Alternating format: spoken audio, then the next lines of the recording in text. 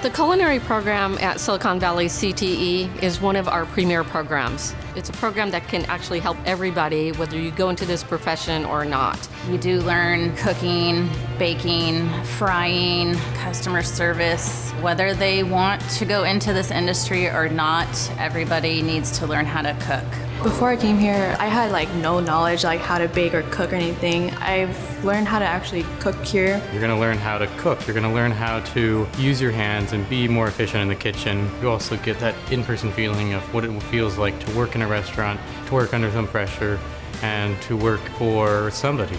So many students come and they tour our center, and then they can't wait until they get here. I get to come here before I go to my regular school every day and do something that I love. It kind of takes some of the stress off of the regular school day for me.